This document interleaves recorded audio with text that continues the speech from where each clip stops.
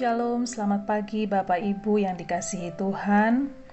Kembali lagi kita mendengarkan Firman Fajar edisi 22 Februari 2021. Bacaan firman Tuhan pagi hari ini pada Yohanes 16 ayat 2 sampai 3.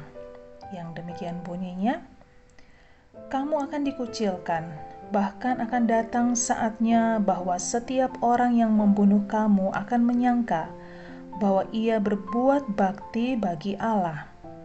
Mereka akan berbuat demikian karena mereka tidak mengenal baik Bapa maupun Aku."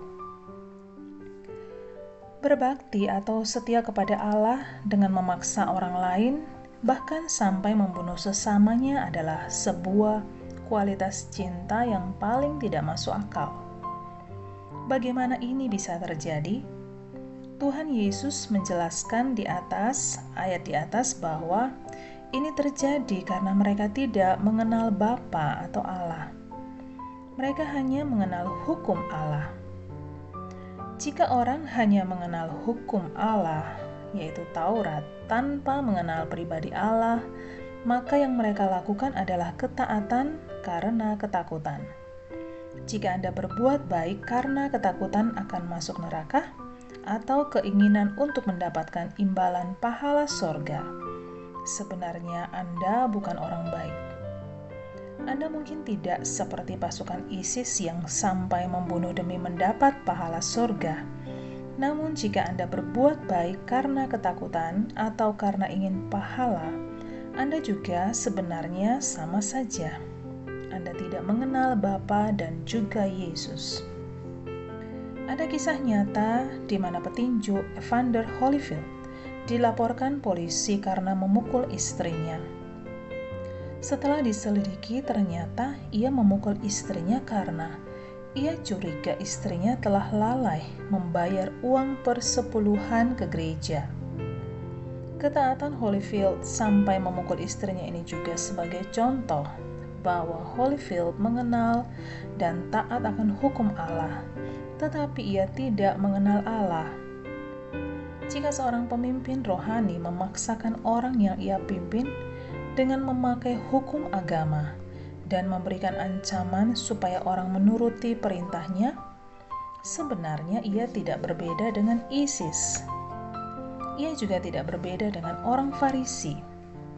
Ia hanya mengenal hukum Allah tanpa mengenal Allah. Karena seperti yang ditulis oleh Rasul Yohanes, bahwa Allah adalah kasih. Jikalau seorang berkata, "Aku mengasihi Allah," dan ia membenci saudaranya, maka ia adalah pendusta.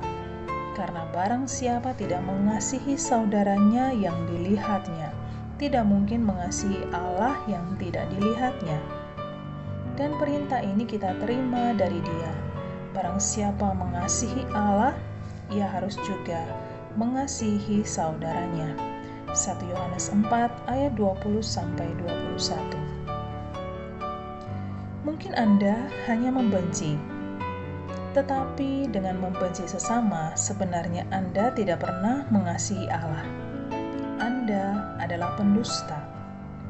Karena tidak mungkin seorang berkata mengasihi Allah tetapi membenci sesamanya.